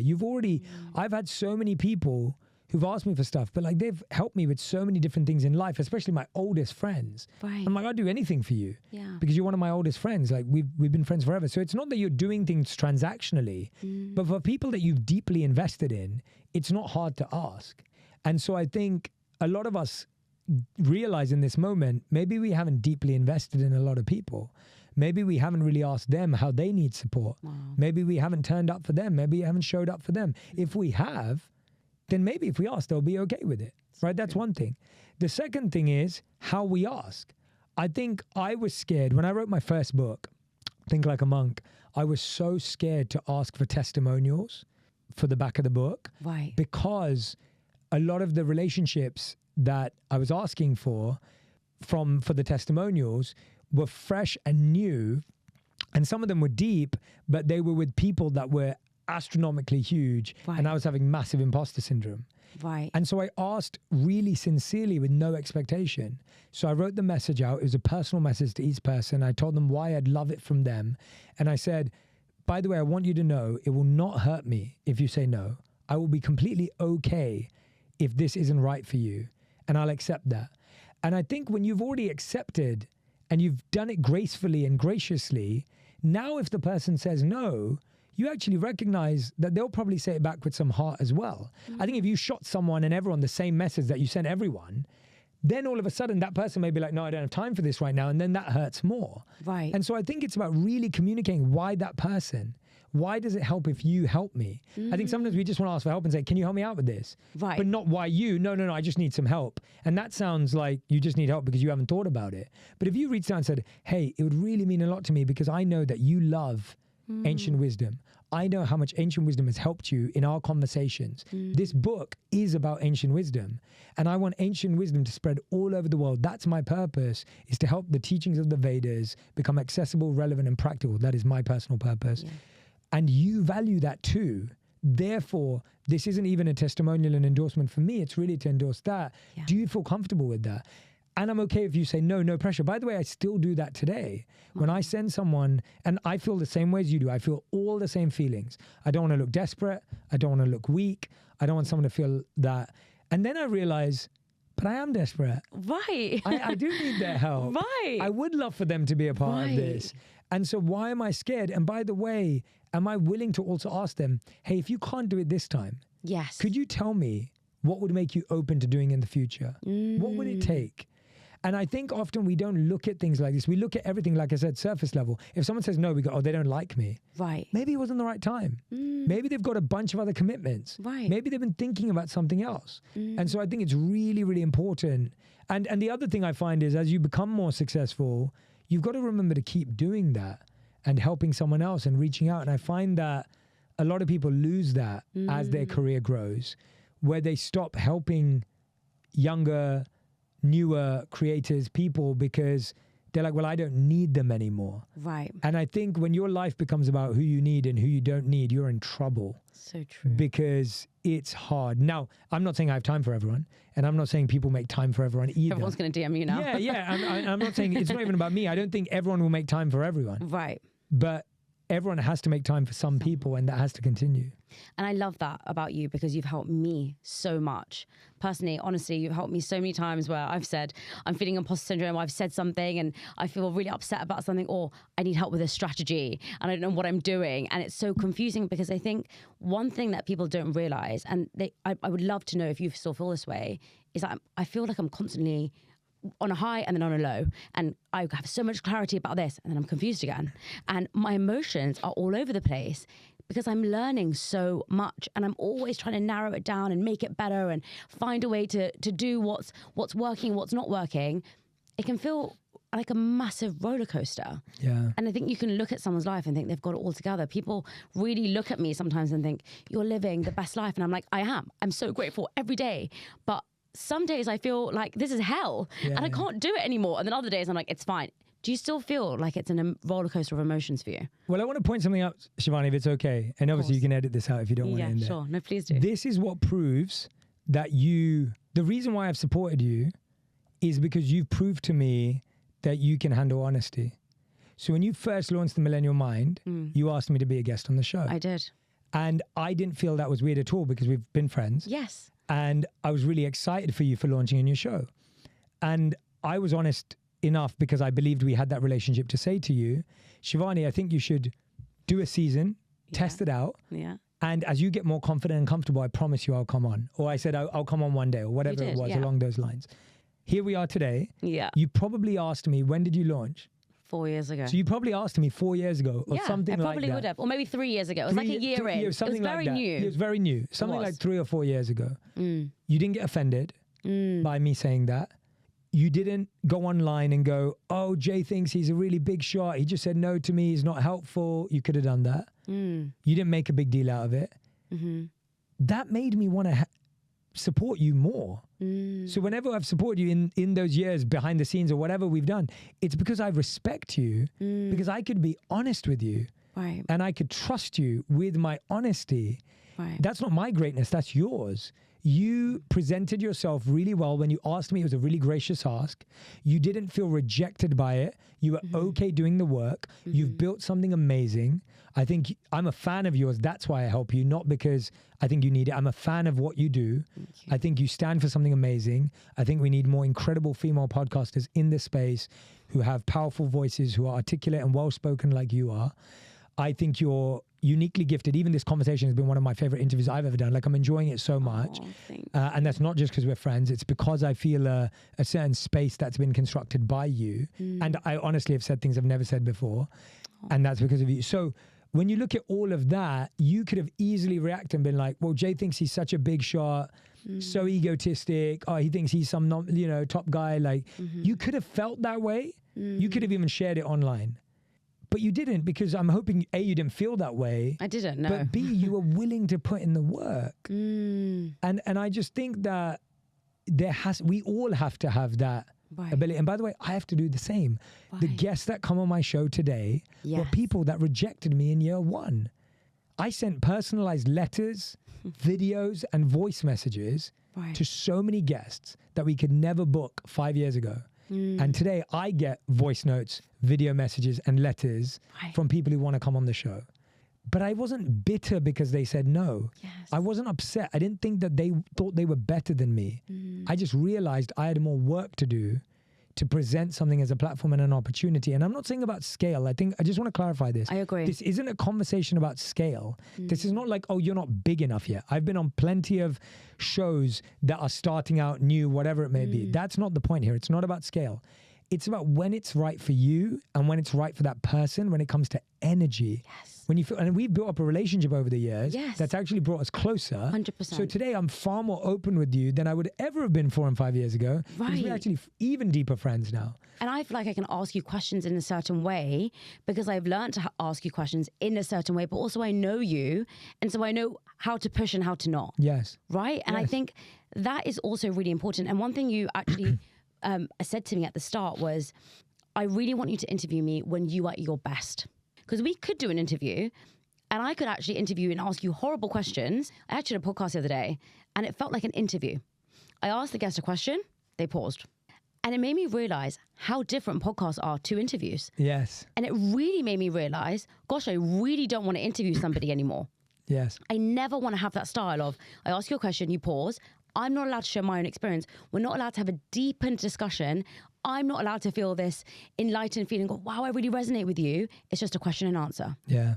Right? And I think it's so powerful to be able to do that. And this is why I love podcasting so much. But congrats to you. Like, honestly, like you've lived everything I've just said everyone needs to do. You're actually living it. Thank you. And I wanted to point that out because I think it's easy to talk about these ideas, but you actually lived that. And I didn't say no to you for any other reason apart from I was just I was working on certain things that were taking my time and energy. And I really did believe, I was like, it will happen. Right. And I think that's what we all have to live in, that belief of it will happen. And what do I need to do to get there? And like I said, it's not scale, it's energy. Right. And it can be scale, but it is energy. I don't want people to feel like it's about, am I big enough to have someone on my show?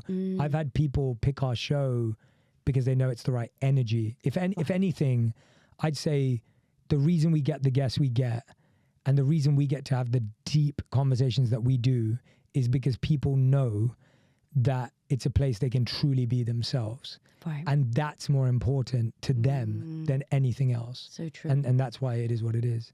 I think one thing I really want to get from you, and it's such a selfish podcast, by the way, I'm asking you all the questions about me, but I think it will help other people too. You've written so many books, right? Think Like a Monk, 8 Rules of Love. And I think still, whether you've written those 2 books, one thing when I look at you and how I can learn more from you and how I think other people come to me with their problem is, how do I find my purpose? I know we've talked about it in this conversation, but for somebody who's sitting at home right now and they're thinking, okay, I really get it. I'm going to go back to my past. I'm going to really understand the things that I'm naturally good at. I'm going to really understand, where I really love to explore, learn, thrive, not worry about money. I still don't know what my purpose is. I still don't know what I was born on this planet to do. How would I find it? I think it's because we look at it as an act or a job or an occupation. You're not born in this world to be a podcaster. I'm not born in this world to be an author or a whatever. Serena Williams is not born on this world to be a tennis player. Like, that's what she does. That's her skill. That's her art. But you're in this world to inspire. You're in this world to help people grow. You're in this world to help people transform. Like, what is it that you leave people feeling? That's your purpose. And that's something you can feel at any point in any day. And that's why it's so powerful. So when I think about it, everyone already knows Ikigai, right? What you just named. Everyone knows what you love, what you're good at, what makes money, what serves the world. Right. That's all great. There are going to be a lot of people in the world who never get to quit their job. Yeah. Because they can't. That's just reality. There are some people who can quit their job and live their passion in a real world like yourself and I have, and there'll be lots more who are listening that do that. There are lots of people who that's not even an option for. And I want to speak to both of those because I don't want to create a world where people only think I have to do a job I love to live a purposeful life. I think if that's what you're thinking, you'll never find your purpose. There's something that I love as an activity to do that one of my mentors shared with me. And the activity is you are asked in a safe way to meditate on one of your worst days, one of your darkest days, and select a word or an emotion that represents how you felt. So I'm not going to ask you to meditate right now, but if you could choose a word that would represent your worst day, what would it be? And obviously we would do this as a deeper meditation and lock in, but I'm not good enough. Okay, so it would be, what would, if you had to describe them in one word? It would be loser. Loser, right? So failure. You felt, failure, loser and failure. Horrible, isn't it? It's terrible. And then if I asked you to meditate on your best day, the best day of your entire life, how did you feel? What would be the one word? I would feel inspired. Inspired. Yeah. So your two words, as my mentor told me, are failure and inspired. Yeah. Your purpose in life is to help as many people who feel like failures to feel inspired by your presence, your words, your energy, and your action. And guess what? Amazing. You can do that in a coffee shop. You can do that in a doorway. You can do that in a hallway. You can do that at home, at school, with your friends, with your family. You can do that everywhere. That's your purpose.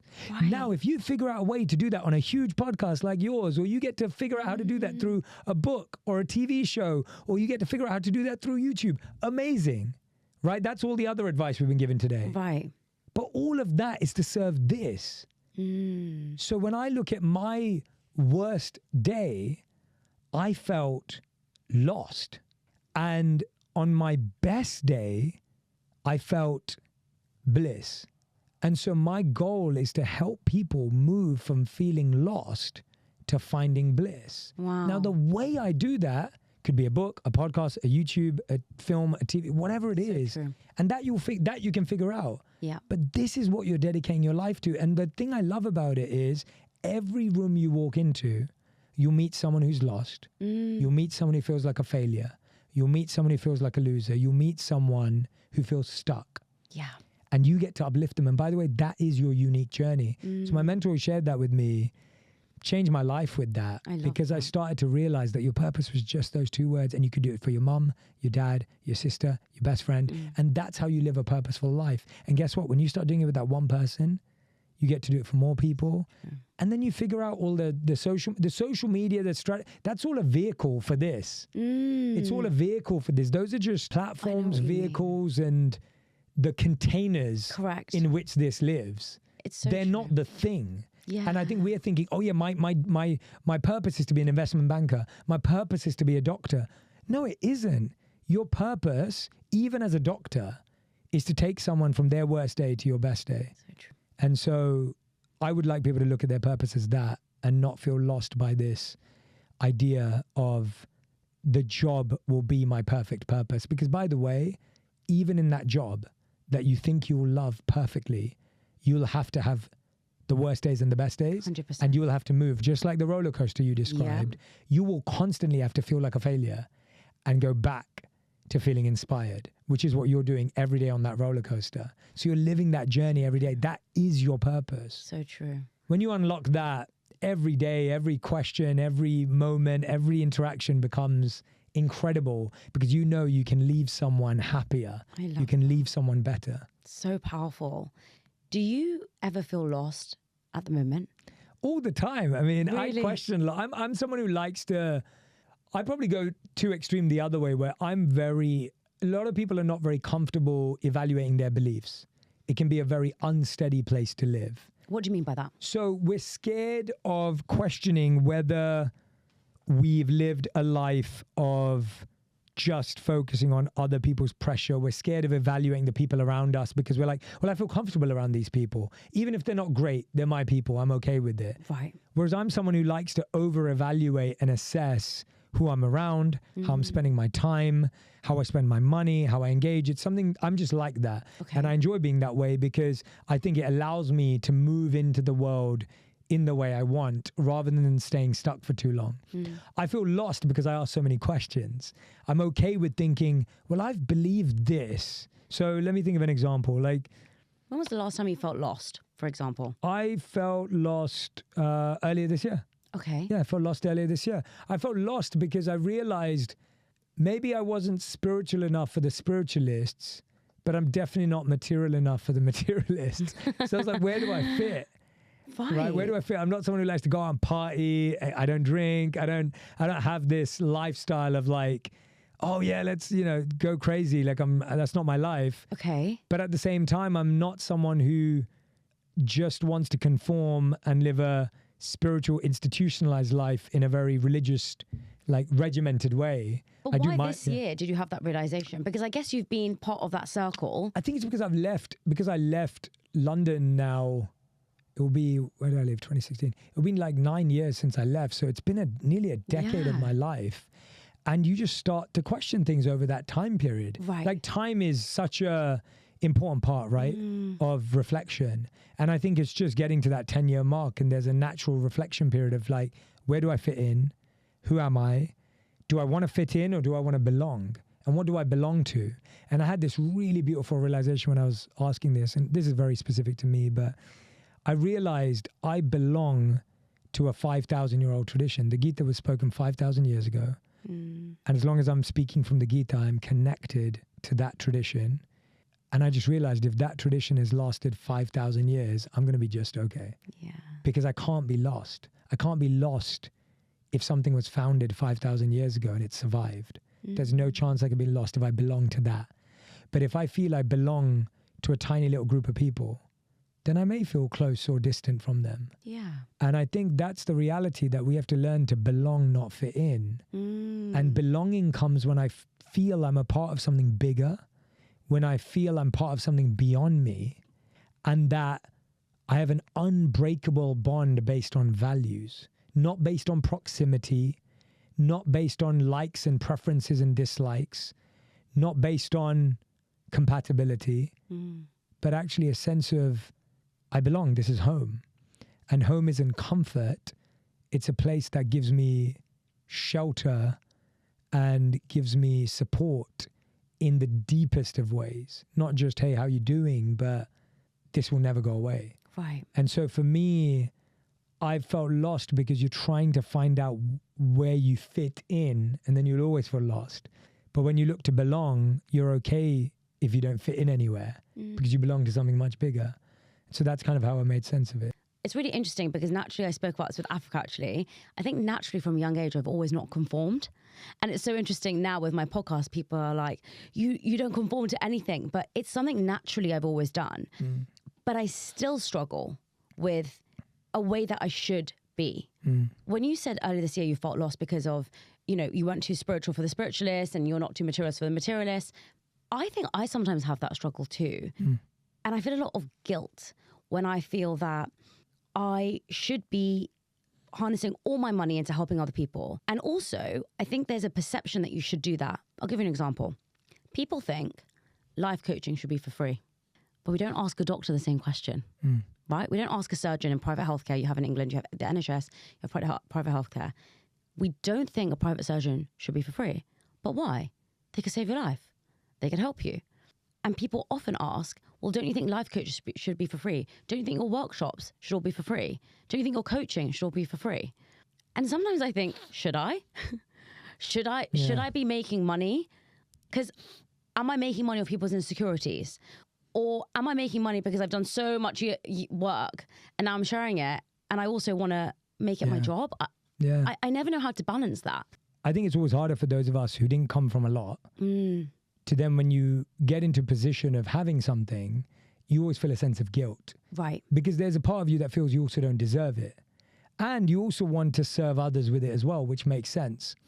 And I think what I've realized over time is that you can't create abundance from scarcity. And going back to your point about things being for free, I'd actually say 99% of what I do is for free. It is. So is yours. So I do 2 podcasts a week. We have every single year for the last 5 years. Yeah. It's all free. Yes, there's ads in there that you have to listen to and come across, or you can skip if you like. But that's it. Like, it's free. And that's highly produced content where we travel to shoot with guests. We have a studio set up. We have camera teams. We have editing bays. We have videographers. There's this whole universe behind the scenes making that podcast possible. Yes. And that costs money. And then we have social media content. We post twice a day on Instagram. At one point, we used to post 3 times a day. Yeah. We've posted 3 videos a week to Facebook. Back in the day, we did that for 3 or 4 years in a row. And that was, some of it was earlier than Facebook allowed us to start monetizing. So there wasn't even money there. But again, it was free for everyone. Right. So when I think about today in my career, what have we done? Probably somewhere between 20 to 30 billion views. All of that has been free. Yeah. And so what I'm saying that not to be like, look how magnanimous or generous I am. I'm saying it to make the point that is really where my heart is. My heart is to give people tools, wisdom, habits, ideas, transformation for free. But then there's deeper work. And that deeper work requires deeper teams and deeper support and deeper apps and deeper build.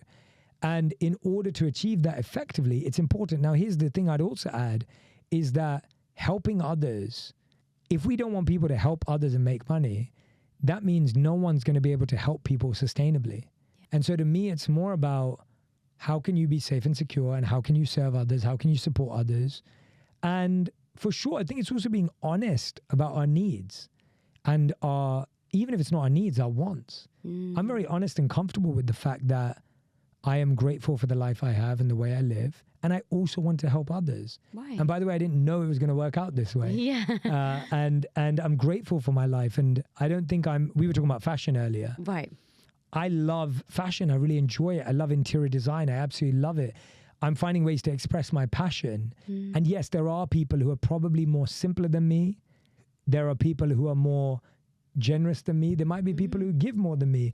But I think to me, it's about doing both. Yes. I like to give generously. I work with some amazing charities every year that I donate to, that I'm a part of, that we've built. I was fortunate enough to receive net recognition for some of them a few years ago. But my larger platform has allowed me to do more good. Radhi and I raised $5 million for India during COVID online. And it was all of our community contributing. We contributed. We also had high net worth individuals as celebrities and people we know contribute. And I wouldn't be able to do that if I didn't have the platform to do that. And so I think when we look at doing good in the world, I think you can only do more good if you do well. It's so true. And I don't want people to think those two ideas are at conflict with each other. And I want everyone to do well. Yeah. I want everyone to do good. This isn't about me. This is about, I love the fact when I meet people who've come through our work and our programs and have said, because of you, I'm now making 6 figures for the first time and I never knew that was possible. Because of you, I quit my job and I did this. Because of you, I got promoted in my job. Right. Because of you, I'm now running all these teams. Like whatever it is, like I think abundance creates more abundance. So true. And so if you're living in scarcity, you can't create abundance in someone else. And that's what we're trying to do. We're trying to create abundance in someone else. I think people get confused when you say you shouldn't be obsessed with money. Money shouldn't control you. Yeah. We think that they say you hate money or it's not good. And Gaurang Das actually taught me that. You know, he said money is a tool. Yes. Just like a knife can chop fruits, it can also stab someone, it can also kill someone. It's what you choose to do with that money. And there's nothing wrong. I think we've got this whole thing wrong right now because there has become an obsession with what you wear and what handbag you carry and what house you live in, and a comparison culture for sure. But I like to live in a nice house. That is something that I will prioritize 100 days a week. You know, I've spent a lot of money on my flat. I will. But I will also eat at a Subway for lunch for the rest of my life also. I don't care about fancy food. And so I would say it's not a waste of money to spend X amount of money on, let's say, a pillow. But I would say to go and eat at a fancy restaurant would be a waste of money, right? Yeah, and some people define things in different ways. Totally. What's a waste of money to me is not to you, right? And I might be stupid and want to buy a designer jacket, but you also might want to go on holiday and enjoy that. Totally. And we've really got to understand that. Before we close, I just want to ask you a couple of questions that I still personally struggle with. Have you ever felt jealous of someone in the last few years? I've definitely felt jealous. Yes, of course. I think jealous is a human emotion. How have you overcome it? I've overcome it by studying. It goes back to where we started. Yeah. If you envy someone, it's because you haven't studied them. You've seen the snapshot of where they are. Right. And when you study them and you start walking that path, you then realize that there's so much more to it. And now you respect them. Yeah. So what you want to do is convert. So it's study and apply. If you envy someone, study them and then apply what they're doing.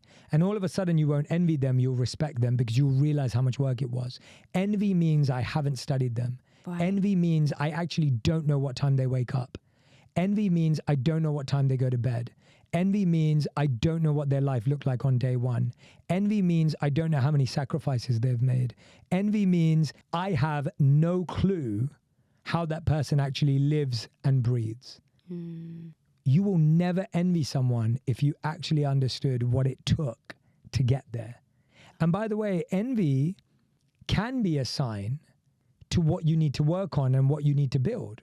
Envy can show you who you could become. Because you look at someone and you go, I love what their life. Okay, well, let me figure out how to get there. So I think we have to turn it into a positive and not beat ourselves up for feeling that way. And I think what envy often does is it turns into disrespect. Yes. When we envy someone, we go, can you see what they did? I can't believe that. Can you believe it? Yes. And because we have so much aggression towards them, and because we're not channeling that aggression into action and application of study, it turns into this feeling that's really bitter and poisonous. And I actually see more people poisoning themselves with envy rather than it being the elixir that can transform their whole life. And so I would encourage people, drink envy like an elixir, not a poison, because the elixir can actually heal you of your envy because you decided to study that envy rather than just accept it. And now you have negative, bitter, harsh feelings towards someone that you don't understand. And it's a human emotion. You're never going to stop feeling it. When I coach people, the first two questions I ask them is, who do you envy? And the second is, what is your God? Because I believe that who we envy can teach us so much about ourselves and what we value. And what our God is either blocking us or helping us get there. Because what your God is, what you spend your time, money, and energy on. It's not who you say your God is. And so those two questions are massive questions for me when I'm coaching people, and that's where I usually start. Who's your God? My God, based on my time, money, and energy, would be my purpose.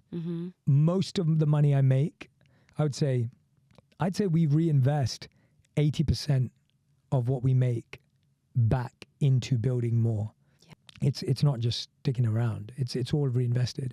So my money shows that way. Energy, if you look to my schedule and my calendar, even right now I'm meant to be on vacation, but here I am. Because it's my purpose. That's why I'm here. That's why I'm here. It's my purpose. So my energy and my time is all purpose dedicated. So purpose is my God. And my purpose is to spread ancient wisdom all over the world so that everyone has access to the tools, habits, practices that I believe will transform their life for happiness and success, and to do it in an entertaining way. I think that was always my thing, is how do I spread spirituality at the pace people want entertainment? Yeah. And I think I was saying earlier when I said I'm not spiritual enough for the spiritualists, what I meant by that was I don't practice things ritualistically and religiously. I meditate every day. I read the scriptures I love every day. I practice it, but I may not practice it in a traditional way of worship. And therefore, I don't mean I'm not spiritual. I don't take spirituality seriously. I mean that I may not live it in the way that people want you to live it. So true. And then I don't, people are probably like, Jay, you live in LA, you could go to more parties, do more this. I'm like, that's just not who I am. Like, that's not, I go somewhere when I feel I have a purpose there. I think that's how I try and live life. Is the reason I came here today is because I felt a purpose with you. And the reason I go to any event I go to is because I feel a purpose there. I don't go there because it exists. I love that. And one more question. When was the last time you felt defeated? I just want to give this up. I've done it. Had enough. I could still live my purpose with a small group of people who aren't going to give me shit. I'm not going to read those negative comments because we all have them, right? I don't need for to. Sure. I think, the other thing is like, I think I spend so much money on this podcast, more than my previous salary, by the way, for my job. So I can't even imagine how much money, time, also how meticulous you have to be, how careful you have to be. And so related to my question is, do you ever just feel that I've done it now and I'm tired and I'm just defeated. And then how do you keep going? Because you just get better and better every year. Thank you. I've never felt I've done it or that I'm tired. I've felt that. I remember last year, I was feeling I was having a conversation with God. And the question that God or the universe was asking me is, are you okay with what it takes to truly be out there? In the sense that, are you okay with what it truly takes to be global? And not from a place of ego, my response was, I really want to do this. This is what I feel I was born to do. And the question was, but you know what will come with that, right? It will come with criticism. It will come with attacks. It will come with negativity. Are you okay with that? And I felt like it was a very caring, loving question, almost to protect me. And I said, yes, I'm okay with it, because anyone I've ever respected has gone through the same. Anyone I've ever admired has gone through the same. And I'm not interested in, it was never for them anyway, right? It was never for the doubters anyway. It was never for the critics anyway. It was never for the negative people anyway. And by the way, I've really empathized with those people anyway, because my life is hard enough for me to wrap my head around. Like, I have a hard time reflecting on the last 10, 20 years of my own life. I've had to grapple with how I feel about the complexities of my life. Of course someone else is. Yeah. So when someone else notices paradoxes or notices ideas that don't make sense, I get it. Like, I don't actually even feel, I'm not even saying I empathize because I feel bad for them. I'm saying I empathize because I get it. My life has been an absolute whirlwind. I get it. It's astronomical. It's crazy. It's different. It's unique. It's random. It's hard to understand. And so if someone has their criticism about it, I get it. Yeah. So I actually I'm not even upset at them. I get it. But what I know is that at the time of death, I will be far more unhappy if I gave up because of what someone said. And I believe only time and dedicated effort will speak the truth. That if I dedicate my life to this for the rest of my life, I believe that will show what I cared about. Because yeah, I could quit now and live a comfortable life and carry on, sure. But that was never the point. I didn't get into this to do that. Like, when people are like, what's your end goal? When are you going to retire? What's the thing? I don't want to retire. Right. Like, I don't have the dream to sit on a beach. Right. As my life. Like, that's not the goal. Yeah. And I'm not shunning anyone whose that goal is. I'm saying that's not my goal. Yeah. I want to do this for the rest of my life. And I hope that proves and shows to people that this is what I care about, because otherwise, I could just, and then just sit on a beach. And it's like, but that was never the goal. That was never the point. It was always about helping as many people as possible. It was always about giving people as much access as possible.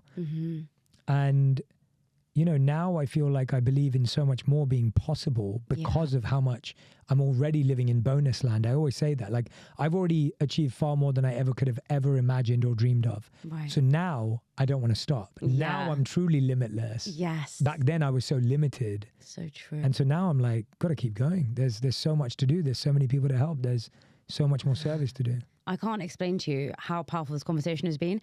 I feel like, I don't know if you can see, I feel like I'm going to burst out crying because I feel so inspired, and I feel your energy. It's so strong. I really feel that you've helped me and millions of people in the world. But my last question, what's the best lesson you learned from your own podcast that truly changed your life? Oh, that is a great question. No one's ever asked me that before. I'd say the best lesson I learned from my podcast is that the human brain isn't fully developed enough until age 25. And partly that stops us from dealing with fame. So the human brain doesn't really have the ability to deal with fame until after age 25. I'm grateful that my life moved in that direction at 28. And I have a lot of empathy for those that are exposed to it before, and the people that follow them. So when you followed someone since they were 15 and they're going through their mental health challenges, they're going through their ups and downs, it's also because their brain is not developed enough to actually deal with that. Now, fame feels like what only a few people deal with. But I'd actually like to use that to be like, that applies to trauma. It applies to anything extreme.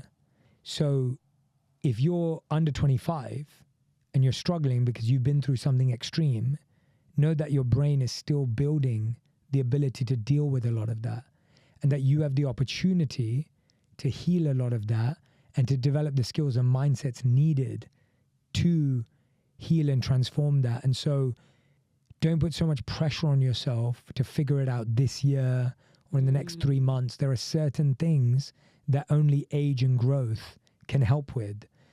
And I think that we often think everything has to be solved in the next 12 months. Right. I'm so behind. Everyone's so ahead. There are so many things that happen with age. The average age for a successful founder is 37. And we're all 23 trying to figure out why we haven't founded a $1 billion business. Yeah. So I just like to remind people that you're not ahead or behind. You're not early or late. You're exactly where you're meant to be. And that's what I've learned from all my guests, is that things didn't happen as they were supposed to. They happened as they were meant to. And I think a lot of us are hoping that life is going to happen a certain way, and we're missing out on how life is happening to us in the way it's meant to get to where we want to get to. And so that age thing, just whenever I'm talking to therapists, whenever I'm talking to neuroscientists, there's that feeling of we just don't realize when that unlock will happen. And we're putting too much pressure on it happening today and now. Thank you so much. Yeah, I feel that this conversation has inspired me to go home, create a totally different plan, and really push myself, because your journey and your story and what we've talked about today has really proven that if you focus, if you work hard, which I think, sometimes is skewed now, like rest loads and everything's going to be fine, is you can achieve what you want to achieve. Yeah. Right? And I truly believe that if you set your mind to something, you can achieve it. And everything you've shared today has just, you have no idea how much it's inspired me. And I'm just so grateful for your time. Thank you so much. Oh, Shivani, I'm so proud of you. And I've really enjoyed this conversation myself. I feel like so much came up very naturally, organically. It was easy to hang with you. And I'm so happy that so many people have you as their coach, their guide, their inspiration. And I think the reality is, and you asked so many questions that were vulnerable and open, both on your side, you sharing, me sharing. I think it's so important for people to know that we're not perfect. We're not trying to be perfect. And as humans, we have this ability to project our desire for perfection onto people. And I think I just want people to notice how vulnerable you are, how open you are. And that comes from your desire to truly help people. We all experience imposter syndrome. We all feel nervous. We all feel anxious. We all feel jealous, whatever it may be. Yeah. And that's what makes us always on the same page and on the same platform. Like we're all connects us. Yeah, it always connects us. So thank you for displaying yours. Thank you, Joe. Yeah. Thank you.